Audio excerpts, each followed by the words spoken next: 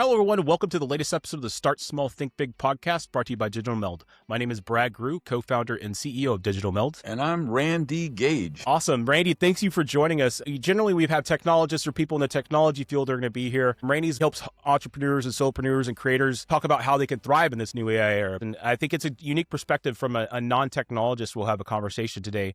Obviously, AI is touching everyone in the future of business as we know it, the future of learning and personal growth. And I just thought I had a conversation with Randy. I just like talking to cool people and hearing cool things and understanding ways that we can empower people to take the leap, right? And to believe in themselves, have faith in their ability to figure things out. So thank you again, Randy, for joining us and stepping out of your comfort zone to a more technical leaning podcast. And just, why don't you just take a couple minutes and introduce folks to yourself, give you a little background where you've come from. You have such a unique and interesting background that it's inspirational. So I can't wait to hear more and share it with the masses. Yeah. And to address your point, I think it's, of course, the old Vulcan proverb was only Nixon could go to China. I'd apply it today that, only a high school dropout could talk about using AI and technology in business as an entrepreneur, because that's my case. For anyone who doesn't know my story, I was in jail for burglary and armed robbery at 15 years old. I was a teenage alcoholic and drug addict, made a lot of poor choices. And of course, when you're sitting in jail at 15, you kind of get an opportunity to rethink the trajectory of your life. And I did that. And so now I'm an author and coach to entrepreneurs and very much an entrepreneur myself. And I always approach it as a non-tech person. I didn't jump on email when it came out. I didn't jump on getting a laptop. I didn't jump on social media. But I looked at them, and when I look and I say, wait a minute, that could really make me more productive, or that could really make my life better, easier, whatever. I look at it. And of course, so I've done a lot with social media marketing over the years, a lot with internet marketing and using technology. And now the last 2 years, pretty heavy. I have been really going deep in AI because I feel it is going to be the most cataclysmic disruption of our lifetime. And when I say our lifetime, for anyone watching, it doesn't matter if you're in your 20s, 40s, 60s, or 80s. I think this is going to be the most disruptive, cataclysmic change of our lifetime. That's great. And I guess, that kind of leads me into my next question. You're not a tech native, but you're so deeply invested in AI. And I'm guessing it's because you believe it is going to be revolutionary for the world as we know it. So revolutionary. It just, like, for me, 2025, and this is for anyone, because a lot of new people watching, they have no idea who I am. They're going to say, oh, he's flexing. I want you to know this is not a flex. When I say 2025 was my best year ever, financially for business, financially for my investments. My health went younger, my actual biomarkers, my relationships were greater than ever. My health is amazing. I think I probably grew my IQ 8 or 10 points. And if you know IQs, that's a monumental chasm. And I just think my ability for exponential growth in my transformation. I feel like I scaled transformation in 2025. And I think 2026 is going to be multiples better than that. And a part of that for sure was figuring out how to use technology, and specifically like how to use technology to be more productive, to get rid of repetitive tasks, and to allow myself to operate in my genius zone, where I'm doing rainmaker activity, or I'm doing live life and enjoy life, social freedom, time freedom stuff. And AI is the catalyst for a lot of that. And I know you work with a lot of solopreneurs and entrepreneurs. And can you just talk maybe about some of the non-technical founders you've recently worked with who are embracing these tools and technologies and helping kickstart their idea and their dreams? Well, so I have an entrepreneur accelerator program. It's called Breakthrough U, the letter U. And if you're working with me in that. If you're one of my clients, you are having to use AI because I'm going to make you, because I'm going to show you. I mean, we're going to look at your calendar and how you spend your week and how much white space is in your calendar. And then what are you really getting done? And then what are you working on? And who could we get? Who or what? And the what would be AI. Who or what could we get to do some of those jobs that you're doing, to get you out of your routine logistical maintenance crap and into your genius zone, your rainmaker activities? Yeah, that really synergizes a lot with what we tell our partners who are our customers, but the people we work with every day is like you're utilizing these tools to free up your time from the menial tasks to focus on the more meaningful work. That would be that genius zone work, right? The stuff that actually moves the bar. It's not the status quo. You're actually reaching further every day. You're expanding your horizons. You're reaching more clients. You're reaching a new technology or sector you never even thought about doing because you have the time, because you're not doing these tasks that are easily automated. Like you said, your calendar is one of the first things you can easily automate. Meeting notes, those types of things. Doing your progress reports. If you have to send weekly progress reports, those are all things that are easily automated that anyone can do. If you're a solopreneur and an entrepreneur and you have investors, you have to give progress reports to those investors, right? And instead of taking 20% of your time, a day a week to actually build those progress reports, you point it to your data and you give it the format you like, and you say, hey, there's everything I did this week. Can you give me a progress report? We do that every day for the projects we're working on, the customers we're working on, which helps me actually have more conversations and focus on solving the bigger problems. So we see that every day. And so I like that you said that, like, as you're a teacher and you're an evangelist, and as you're in your curriculum, you're building that into it. And we're seeing that at the education level, right? I was just on a conversation with someone who's building an LMS platform for homeschooling, and they're building AI into that because they understand that if you don't use this, the kids are going to use it anyways, right? They have it on their phones and those sorts of things. And so could you just talk about, like, maybe some of the mindsets that you have to get over with some of these people you talk to in your accelerator, that because we work a lot with blue collar workers, and they're crazily enough the ones that seem to be embracing it more, maybe because they're just more bold in that way. Just some of the mindsets you have to kind of like change a little bit to get people to embrace these tools. Well, I got to come back to the blue collar thing. That's fascinating.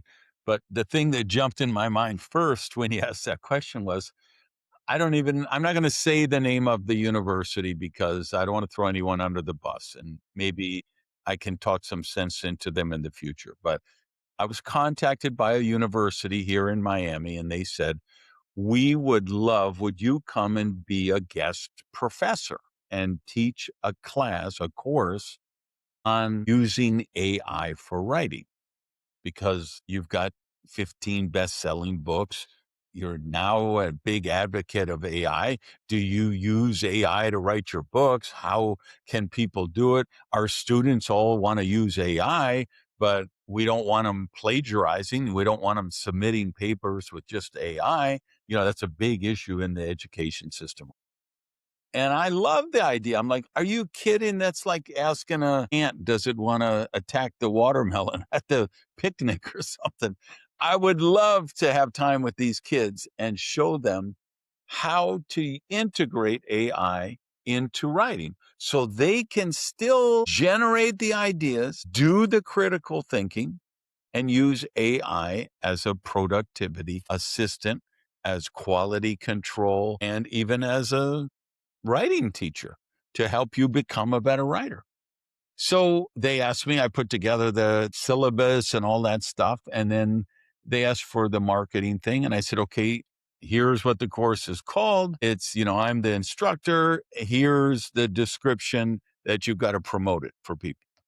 And they wrote back, well, no, the title has to be this many characters because that's our limit. We do for that. And you can't be called an instructor because you're not a professor. We have to call you something. I'm like, I don't care. Call me whatever.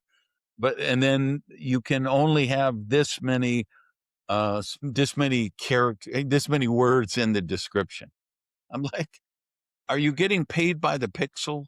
This is the thinking I'm trying to counteract. Like, this is the way we do it. We have do you want a real course that adds value to the student and teaches something they can actually apply to deepen their education, further their career, and actually make money in the real world when they get out of college? Or do you want to have your stupid rules and formats and silly bullshit? They're like, well, we're very bureaucratic here because this is the way we do it. And I said, you know what? Because they weren't paying me. They were just asking me to do it. So I'm like, you know what? No, let's not do this. Because I couldn't feel like comfortable speaking to kids, telling them to operate this way if the university itself is so backward thinking, right?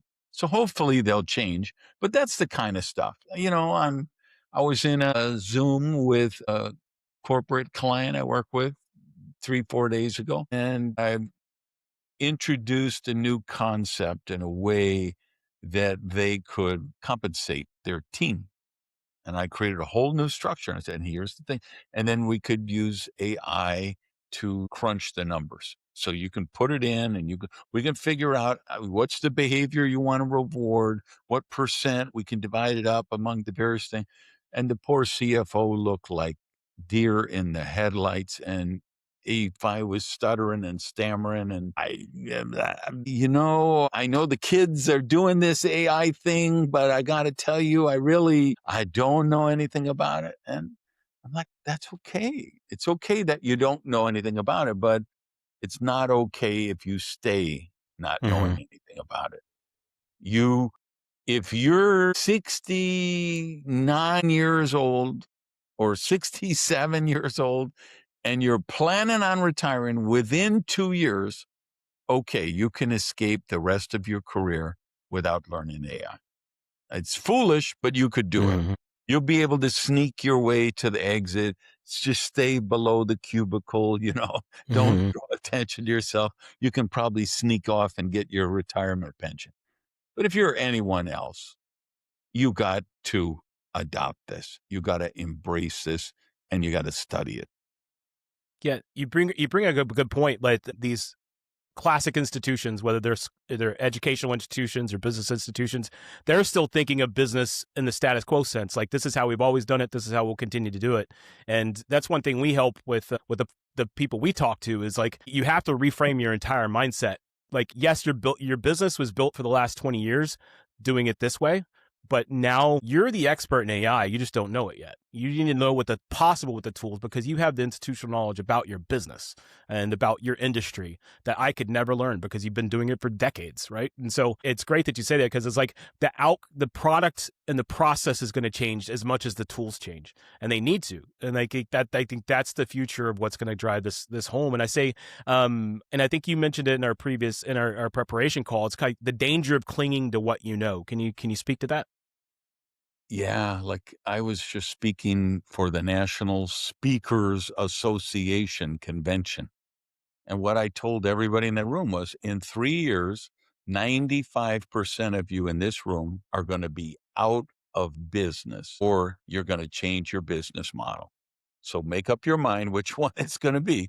You're going to be out of business or you're going to learn how to do business in the new reality because 3 years, everyone in this room, you all get paid for what you know. You're doing your keynote speeches or you're doing workshops and seminars and you're selling what you know. People give you money for what you know. But 3 years from now, nobody is going to pay you for what you know because AI already knows everything you know. It knows Hmm. everything I know. It will know everything everybody knows. So 3 years from now, people are going to pay you for what you think, not what you know. So you better understand, you better make sure your whole business model, there's no part of that that's built on selling what you know. You're going to need to build your personal brand.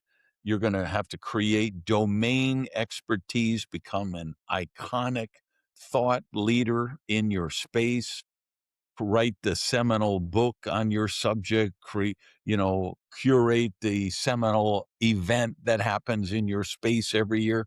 You're going to have to be the person that the Jim Collins Good to Great Hmm. IP or the Seth Godin Purple Cow Remarkable IP. You're going to have to create IP. And then everyone's going to know your IP. So they're not going to pay you to tell them your IP because they already know it. They already read your book. They already looked you up on Chat GPT. But they're going to say, Brad, so knowing what you know, what do you think is going to happen next year in this area? Or, hey, if you tried to look around the corner, what do you think is going to happen in that area? Or, we're thinking about opening a new division of this or developing a product line of that or opening this new market here. Can you give us your insights on whether that's a good move or not? That's what they're going to want to hire you for. People, I don't know, I read this stuff and they say tens of millions of jobs will be disrupted by AI. I'm like, you don't even have a clue. There's going to be 3 billion jobs disrupted by AI, if you ask me. I just landed 2 nights ago coming back from wherever I was, and I see the 3 guys with the glow sticks, telling the pilot where, and I'm like, do these 3 guys really think their job is going to be here in a couple of years? If I just saw, I don't know which company did it. They've now replaced the forklift. They've created 2, Hmm. like the 2 prongs that are normally on a forklift lift. They're totally autonomous, no forklift there, just the 2 prongs, but they're all computers. So they go to a pallet, they go underneath, they pick it up and they move it wherever, right? So you don't even need a forklift driver. You don't even need an autonomous forklift anymore. You got just the prongs, right?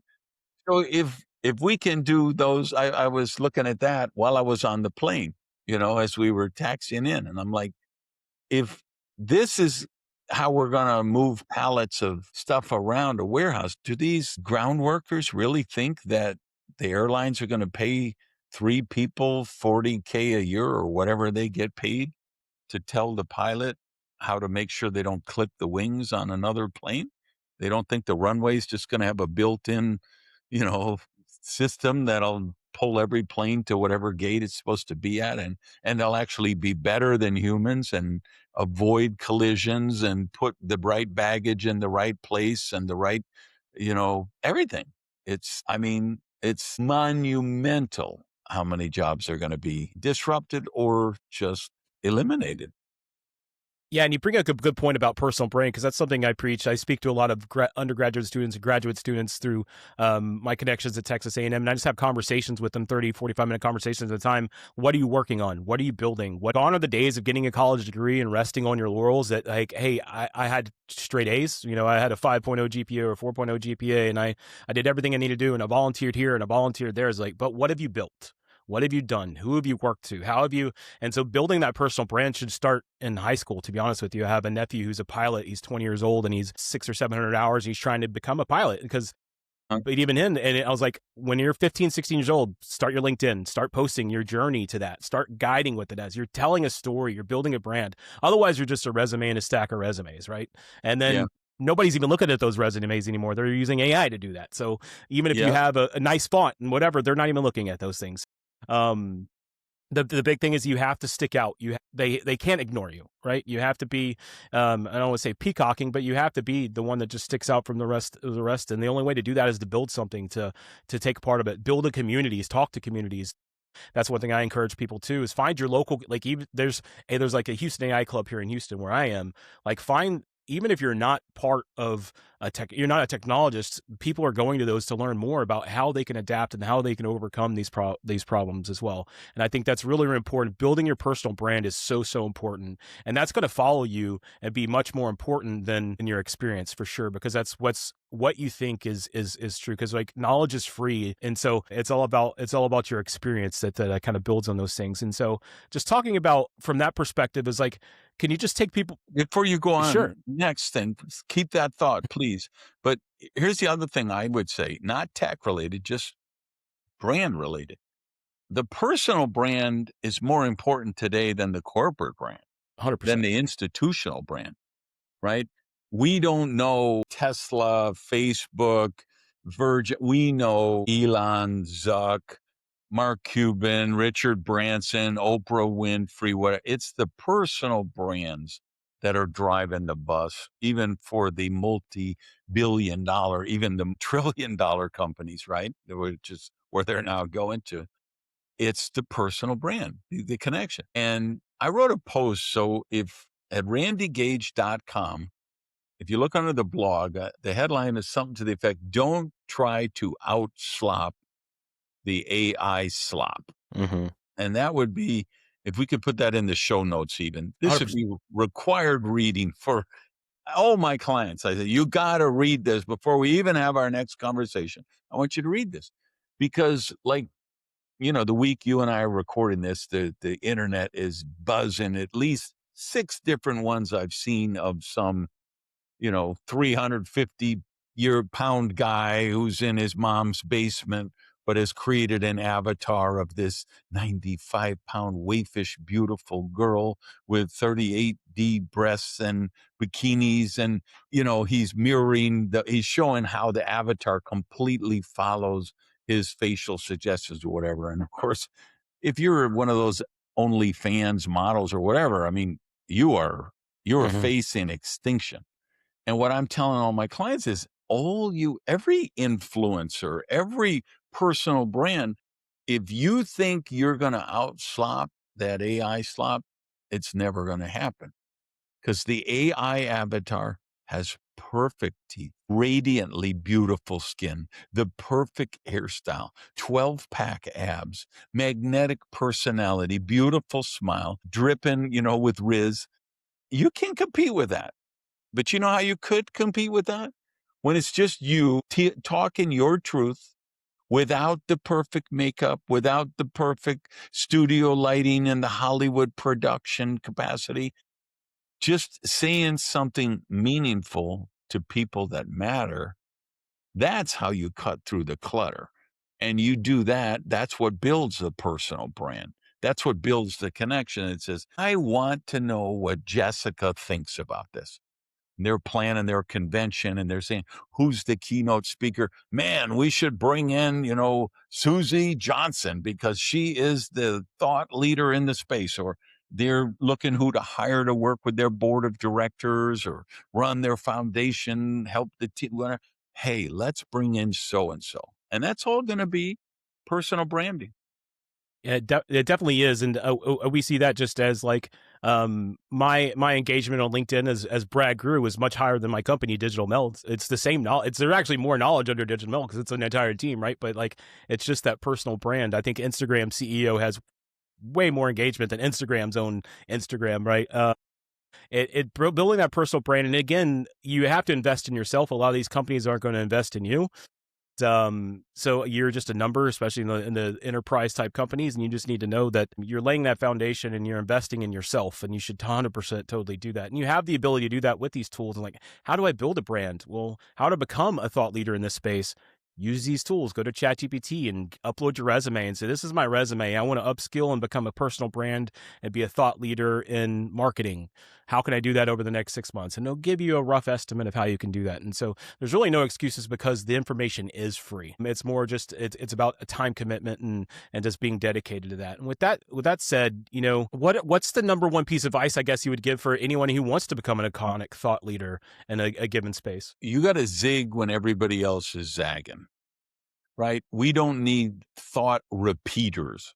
And that's what we get too much of now. People, they say, I've read the 10 influential books on leadership and I've consolidated them and I do my speech on that. Who cares? We can get that in 10 seconds on ChatGPT. Tell me, I don't need to hire you to do a keynote and present Maslow's hierarchy of needs. Why would I pay 25 grand to get a speaker? Because my audience all knows that. And if they don't know it, they can look it up on their phone in 3 seconds. If you come to me and say, let me tell you where I think Maslow is full of shit. He had his hierarchy of needs. And let me tell you the one he forgot that he left out. That's the book I want to read. That's the keynote I want to hear. That's the consultant I want to hire. Look at what is just if you're young, starting out, just like you say, you're going to LinkedIn, then you told it to Chat GPT and put in your resume. And here's what I'd say to potential entrepreneurs. Find anything that irritates you or you think is stupid, and that's probably a business opportunity Mm-hmm. because everyone else is irritated by the same thing, right? If you talk to the mechanic, the bus mechanic at the fleet lot, and you say, what stupid policy does this company have that drives you nuts and makes your job harder and gives less, keeps less buses on the ground running? They say, oh my God, they have this policy that, when there's a repair over this much, I have to, and if you can solve that problem, there's a business there. I just paid like $15,000 for a checkup, physical checkup, right? I flew California, went to a longevity center. They do a head to toe MRI. They run blood tests that, they've discovered there's a stage of cells before they go cancerous. And there's a blood test that can tell when that cell sheds part of its skin. AI can analyze that, and Mm-hmm. it's not even preventive medicine, it's predictive medicine, right? There's no insurance company in America who will pay for that. There's no government pension plan fund, and nobody will pay for that. But literally every person over 50 years old should get that test done, right? And pick Steve Jobs, Scott Adams, whoever you want. There's a bunch of people who are dead today that if they did this kind of testing 10 years ago, they'd be alive, right? Mm-hmm. This is a very safe assumption to say because you can find these things out when they're really treatable. That's a hole in the market because if you say to, pick whatever insurance company, wow, you should cover this so your people could go and get this. They tell, are you crazy? We're going to send Brad to a $15,000 test when he's perfectly healthy and he doesn't show any symptoms. Yeah, if you were smart, you would, because that test might turn up something that would save you spending $500,000 4 years from now. And they'll eventually get there, right? Every government, every insurance will say, once they understand this, they'll all cover it. But in the meantime, it's a hole in the market. And these brilliant entrepreneurs out in California said, let's create this center and we'll just accept cash from the rich people who are willing to do it. And they built an incredible business, right? That's where anytime you see, always ask yourself, how can I solve problems? How can I add value? And anytime you can do that, people will throw money at you. Yeah, that's a great example about the insurance companies because again, they're thinking for the last 100 years, this is how we've handled medical insurance. This is how we've handled insurance, and this is how we've paid out, and we deny first and then fight and tooth and nail from there. Because those leaders aren't thinking about those long-term ramifications of AI, it is true. In the end of the day, you are going to disrupt billions of jobs because it's going to disrupt entire industries, the trucking industry and transportation industries. Right, as soon as it's cheaper for them to insure an automated truck driver than an over-the-road truck driver, $1 more a mile, they're going to automatically flip that switch. And so you have to make and differentiate yourself and become your own personal brand and grow these things. The good news is there is time to adapt to these things because these businesses are slow to adapt. And so you have to take that power into your own hands. And so that's great. And since I guess from your technical journey, we talked about how you personally used AI and maybe that would help resonate with some people who aren't tech enthusiasts, or aren't technical leaning, how you use AI day to day and how you began that journey and helped it transform you and upskill you. So 2025 was your most productive year. Give you an example. I'm a podcaster as you are. I have it's called the Power Prosperity Podcast. So let's say I want to record an episode and I want to bring Jim Smith onto it.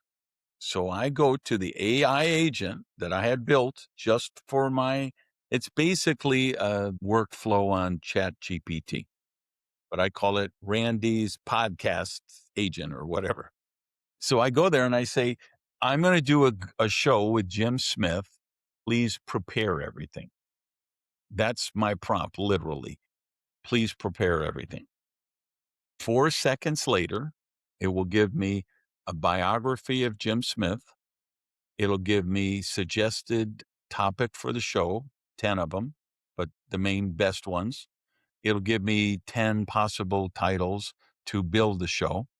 It writes the YouTube show description and iTunes show description, gives me the meta tags and the keywords. It gives 15 proposed sample questions to ask him and 10 social media promos to promo the show when it comes out. That happens in 4 seconds, no matter what name I put in, whatever the guest, whatever the topic. In somewhere between 3.5 and 4.5 seconds, it's there, right? At least an hour of that would have been mine. Mm-hmm. And then 5 hours of that would have been an assistant. So it's 6 hours of work that it does in 4 seconds. And it works 24 hours a day, 7 days a week, no insurance, no maternity care leave, no sick days, no salary, no 401k plan. I mean, come on, No, crazy. yeah, it is. And I will echo the sentiment, the same thing. Like I tried podcasting 10 years ago, or 8 years ago or something like that, another technical podcast, and I did it. But for every 1 hour, basically every 1 hour of episode I had 10 to 12 hours of my time. Mm-hmm. And that's completely scaled down dramatically, much like how you generate your notes. Like we had a conversation, we always have a pre-meeting, and I just take the transcript from that meeting and it said, hey, here's the format I like for our podcast. Give me a rough agenda for what that would look like. And there we are. And like you said, that would be hours of my work that it frees me up to just have more conversations and actually continue to have the conversations while I'm doing this stuff with my clients as well. That's a perfect example. And people just realize that same workflow can be repeated across everything, your accounts payable, your marketing, all those sorts of things. There's no reason that you can't utilize these tools. The biggest thing is getting out of your own headspace and just saying and taking the plunge and doing it. Someone's probably written an agent to do something much like you're looking to do. So, so the big thing is taking that first step. And I guess that's from your perspective. What are some of the pieces of advice you could offer to people who are trying to take that first step? Just get on 2 or 3 of them and play with them every day. That's what I started 2 years ago, and when ChatGPT came out, I just got on. When Claude came out, I got on. And then when, Mid-Journey was there, okay, let me try and make some videos. And then with now I literally have a custom made app so like when my next book comes out, I can put in a chapter and it will create 10 video rich snippets that are Google friendly, catnip for Google. On that, it's tied in with 11 Labs, which has been programmed with my voice, which has been tied in with HeyGen for my video. And it will create 10 scripts. I can read them, change them, edit them, or if I like them, I can keep them because the only source content is from my chapters. Mm-hmm. They don't really need editing. And I can say, okay, make me 10 short videos that I can use on social media to promote that chapter. And it's a 5-minute process that would be 20 hours any other way, right? Where I'd be thinking of scripts and setting up a camera and and that's just, it gets faster, easier, and better every single day. It's 100%. just this stuff. If you and I would have recorded this podcast 3 months ago, I would have said, well, say 6 months ago, I would have said, if you're not using AI 20 times a day, you're not serious. 3 months ago, I would have said, if you're not using AI 50 times a day, today, if I don't use AI 100 times today, then I know I'm being stupid and doing unnecessary things and I'm producing less quality work. That's how. And I think if you bring me back in 3 months, I might be saying 200 times a day. I don't know. Or I'll be just saying, well, I'm actually just on a raft in Tahiti and my cold brain is doing this interview and doing the other 200 things a day on AI that keep my company running. I mean, it's just mind-boggling. Say you can't run away from this, unless you got a year and a half to get out the door, okay. Otherwise, you better get in on this. Just start playing with it. And whatever you don't know, just ask the agent. Hmm. Hey, ChatGPT, I heard that you can make resumes at ChatGPT. Could you do one of those for me? Or how would I do it using your help? It'll tell you exactly. I mean, you literally, we got this whole cottage industry of people selling prompts now, right? Hmm. $497. I will give you my 87 top secret patent pending prompt. You don't need any of that anymore. You just say what you want to do and it does it. So if you just get in and play, like a partner of mine, we started a media outlet a couple of years ago. We were talking last week and he said, I worry that I'm spending too much time on AI, studying AI every day. And I said, Jaime, I don't think it's possible to spend too much time studying AI right now. If you could find 5 hours, if I could find 7 hours a day to study AI right now, I would spend 7 hours a day studying AI right now because the return on investment of that time is proportionately, exponentially so much higher than, I don't know, anything else you could do. I mean, I believe in this concept of skill stacking. Like if you can become a pretty good writer, can become a pretty good speaker. I put those two skills together and they made me millions and millions of dollars, right? I wasn't the best speaker in the world. I wasn't the best writer in the world. I wasn't the best critical thinker in the world, but putting those three together, right? So I always like, if you're a college kid and you're coming to me for advice, I'm saying, learn how to write Hmm. because you got to be able to clarify your thoughts, write them down. Learn how to present, to speak, because even if you're just talking to five people around a boardroom table, the ability to articulate is a skill that will always serve you. Critical thinking would be enough. But now I'm always at an AI. Just get in and play with it like a toy. Because the better, like you said, you're doing that course at Texas A&M. I'm working with undergraduates and graduates there, just as a mentor. Okay. I'm plugged in there. My best friend's the dean of AI at Texas A&M, so I just ride his coattails and go to their events and things. And just hearing what they're doing is, and seeing what they're growing up with this, right? It's part of their everyday life. So like they're having, how do I respond to this girl I like? They're using ChatGPT to help send Yeah. great text messages. That's how they're thinking AI first. They're thinking Yeah. automation first. And as business leaders, that's what you should be doing. And as people, and I say business leaders, own you're part of that business, whether you're on a team or an individual. That's what I'm talking about. Your business ownership, the day-to-day work you do, always think AI and automation first. If there's something that you're doing more than once a day, that's repeatable. Find automation steps to do that. Don't know how to do that? Go ask ChatGPT. I'm doing this every day. How could I automate this? And then simple steps. And I think I want to touch base on something that you mentioned because I think it's really important. You're using agents, you're delegating your work to these agents. At the end of the day, you're being a manager. You're Yeah. managing this team of agents. It's no different than managing a team of people. Can you talk about how you wanted to maintain strategic control so you could be in your genius mode, right? And your genius zone.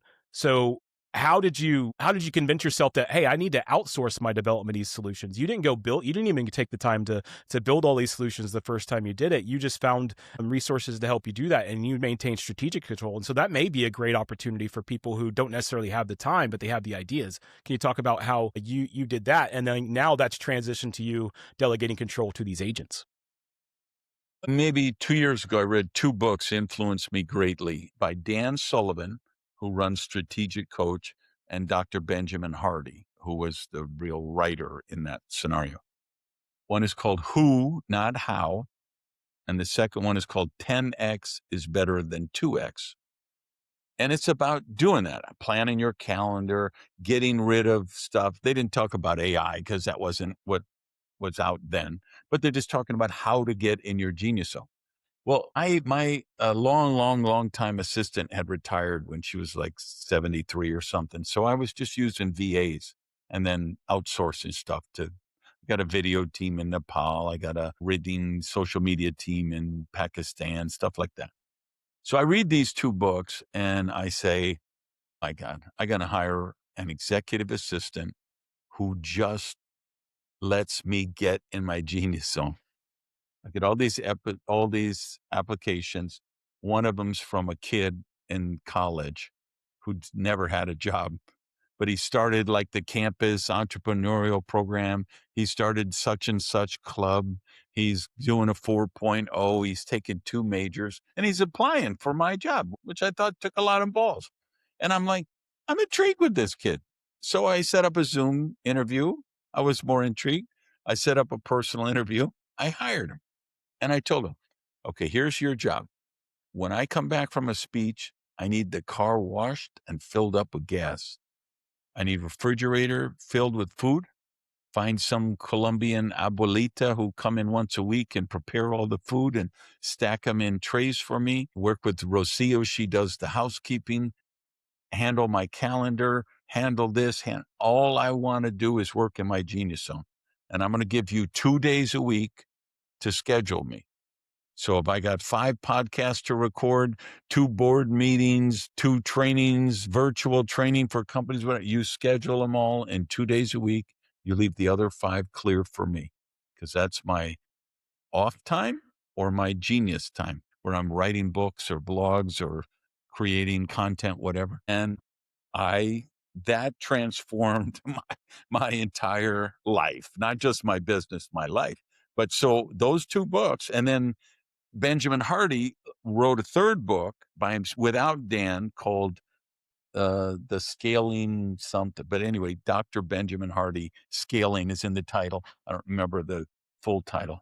But I read that the second it came out, right? So I became enamored with this idea of scaling and then how to manage my calendar. And because it's never to really scale something. It's never about adding on things. It's always about taking them away and say, what are all of these things that I can get rid of? And then it was just natural as I started to explore AI to say, okay, who can I find who can build these agents for me? And I'm fortunate. I've got an IT guy who's been my IT guy since 1991. And he's done my every website and every tech thing I've ever done. And he's big, he recognized AI too. And he's like me. He's a high school dropout. He's not a programmer. He's not an engineer. He's just a guy who looks and says, hey, how can I use tech to make my job easier? And he's been building websites and doing all this stuff for all these years. So now he's doing, and now I yell at him. He built me this whole app that does like the thing for the book chapters. And he said, I built that whole thing and I did it in 4 hours and it would have cost me 15 grand to pay someone to do that. And I yelled at him and I said, why in the hell didn't you pay 15 grand to somebody else and you be working with a client making more money, And so I challenge him in that same way, right? All you young entrepreneurs watching or listening right now, you can't afford to clean your house. You can't afford to mow your lawn. You can't afford to wash your car. You need to be doing rainmaker activities and pay someone else to do everything. And all of you high $250,000 a year, $400,000 a year vice president of marketing and vice president of operation and CFO, 80% of what you're doing, you probably shouldn't be doing. You should be looking for who or what could be doing that for you so you could be doing the next big, bold jump forward. Awesome. Yeah, great advice. And I think learning to delegate, especially for people who are perfectionists or they love being in control, that's the single hardest thing. I know for me, that's one of the hardest things for me to do, especially the cost breakdown you said with your IT guy. I was like, oh, that would cost me $15,000. It only cost me 4 hours, but you have to think your time is more valuable. Your time, it's the only finite resource we have, right? Is time. So there's man at work, and money at work. Put that money to work. I think that's great advice. And I think, I would love to keep chatting with you all day because you have such a valuable trove of information, especially for people who are looking to expand their horizons. But I think we'll start winding down the conversation here. And I think from that perspective, it's like, what piece of advice are you telling every one of your new clients or students these days? It's going to shock you. If they say, Randy, what's the one thing I could change right now to help me accelerate my growth, health, happiness, and prosperity in 2026? My answer is get off social media. Mm-hmm. It's just 100%. a it's a toxic cesspool of virtue signaling, political polarization, marketers who want to sell you a bunch of shit you don't need, and just negative programming. It's our real world equivalent of the Matrix, and it's trying to make us all puppets. And if I wasn't an author, Billy, I wouldn't be on social media to save my life. I was on it for many years, very active. It was very helpful for me. I grew my brand, I grew my business. I'm very good at monetizing from social media. But today I'm on it as a content creator. I'm not a consumer. And that's the other reason I think 2025 was so much better for me is I just said, I just can't make time for social media. That one, let me just check that link. And then you're scrolling for 25 minutes. And that 25 minutes did not make you a better human. It made you a worse human. So, particularly, you know, the Zentennials, I mean, Mm-hmm. it's like if you tell them to go half an hour without a phone, it's like calling their mother a whore, you know? Yeah. They can't even process it. So like with this, Breakthrough You program, I have, they make 40 million a year. They've got the jets and the yachts and everything. And I'm saying, what's your no device day? What's your That's a no good one. device night? That's the date night with your wife. You think really anybody gives of anything of you made 40 million a year? Is that going to be on your tombstone? Or would you rather have a marriage with your wife that you love each other? Wouldn't it be nice if your kids talked to you or they could pick you out of a police lineup? So, let's think about the whole picture of prosperity. And so like for me, I schedule thinking time, 45 minutes every week. No devices, notebook, pen, cup of green tea, and I just think. I think about what I think about, right? When I finish for the day, my phone goes in the charger here. I work at home. This is my office, right? A old bedroom. I switch into an office and that phone stays there. I don't need it to watch TV. I don't need it to have dinner with a date. I don't need, you know what I mean? Mm-hmm. If you would just get off social media and you would charge your phone in a different room than you sleep in, instead of the last thing before you go to bed is reading that hot take from Elon on immigration and waking up the first thing in the morning to get that breaking news alert from CNN. It's toxic. I feel kind of personal. That's kind of personal to me because I shut down my Instagram and Facebook 2 or 3 weeks ago, and like my family and friends like, where'd you go? We used to, because we share reels back and forth. I was like, I was just spending way too an hour a day, 45 minutes a day, just scrolling through just mindless dribble. That doesn't make me any smarter. I'd get a chuckle every now and then, but I was like, Yeah. I have to stop this. Much like you, I keep it for my business perspective, for being a content creator, but I agree completely. The lived experience and the personal touch is going to be the future, right? Because everybody can mass create great content. It's more about like what that personal touch and personal brand will be in the future. And Randy, thank you again for joining us. Just a wealth of knowledge and information. Thank you again. So for coming on, we'd just like to open the floor to you for the next 2 or 3 minutes. Again, everything we've talked about and during this podcast will be shared in the newsletter that comes along with it on LinkedIn, and then also in the show notes. So linktree.com/digitalmeld, the newsletter right at the top of that. The books Randy's talked about, his website, the link to the blog post, I found that. We'll have all that information in there. So make sure you hit up linktree.com/digitalmeld. But Randy, for the next couple of minutes, just the floor is open to you to share whatever you'd like to share and let people know how they can get in touch with you and anything you want to share. Every morning, the universe asks you one simple but very profound question. It says, how much prosperity are you willing to accept today? And you're presented with this all you can eat buffet. And I'm simply shocked how many people just take a couple nibbles. Why? Because they have limiting beliefs, negative programming. They allowed themselves to get distracted. They don't know, they don't have a purpose, something they're chasing after. You got to change your mindset, right? You got to look and just say, what do I want to do, have, and become?